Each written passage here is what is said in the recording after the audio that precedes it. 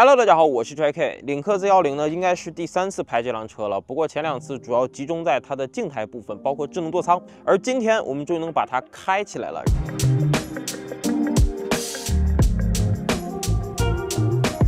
所以本期视频主要分3个部分。第一个部分呢，就是在整个驾驶过程中，它的车机体验到底如何。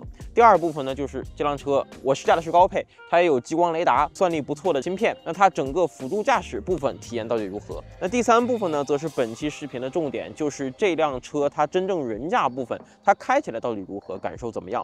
我们一样一样来说哈。首先说这辆车在驾驶过程中真正使用起来，它车机的体验到底如何？有很好的地方。它的流畅性、它的审美，包括领克语音助手，它的整个音色非常的好听。嗨，领克，请说。打开座椅通风和座椅按摩。座椅通风、座椅按摩正在调节中。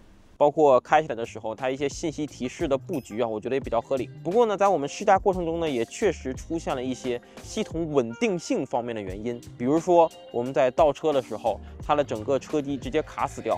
然后呢，刚刚又出现了一次360整个没有办法呼出，连挂2档倒车的时候也没有办法呼出，这是比较严重的车机稳定性问题了。而且说实话，我们试驾了小半天吧，这个复现频率还是比较高的。所以说我希望这辆车在交付的时候，领克或者说魅族能够解决它车机稳定性的问题。如果这辆车在交付的时候车机也是这个状态，那我觉得显然是不合格的。现在这个阶段我先不做评价，只是说出我个人试驾到这辆车时的感受。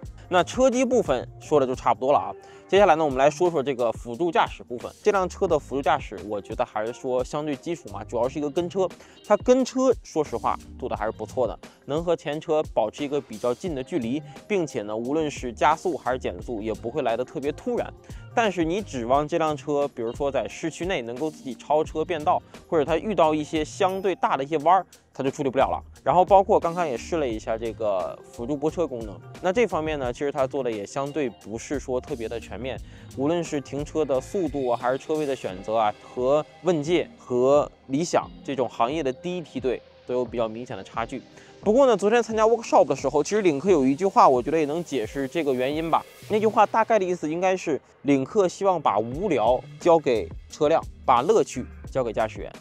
所以这可能够解释说为什么他们能够做到比较不错的车道保持，但是没有办法做到完完全全的无图的领航辅助，这可能是他们一个品牌思路或者说一个基因所致。不知道我这方面说的对不对啊？就是买领克的朋友们，你们在乎辅助驾驶吗？或者在乎高阶辅助驾驶吗？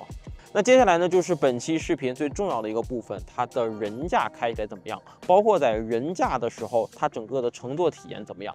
然后关于这部分呢，我主要会和我的小米SU7来做一个对比。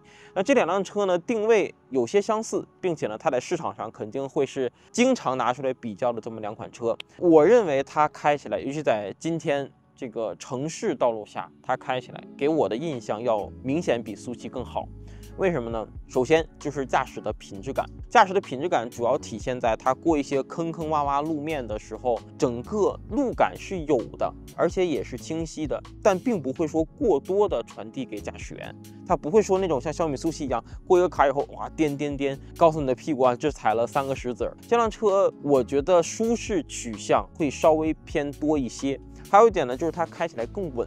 那今天呢，很多时候都是在这个高速巡航，在这个情况下呢，2方面感受。一方面呢，在过一些变道、超车的时候，它的稳定性非常的好，并不会说像 SUV 那样很飘，也不会说像小米SU7那样那么硬。然后还有一点呢，就是它在这个工况下，它的 NVH 表现比我预期的好很多。看我刚才在高速上开到80、90、100，它的路噪、风噪、胎噪其实抑制的还不错。然后呢，像舒适模式和运动模式我也都试了一下。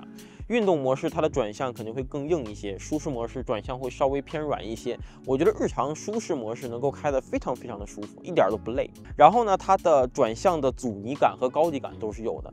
它的加速踏板和制动踏板也相对调的比较线性，就是如果你是一个开习惯油车，你像领克之前往往做混动车和燃油车，我相信你会非常快的就适应这辆车。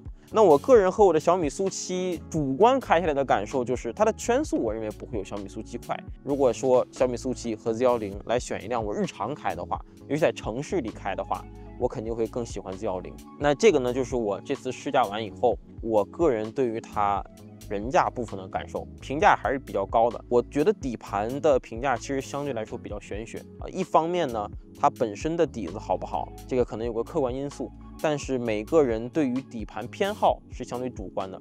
而且一辆车的底盘调教一定要是符合它这辆车的定位的。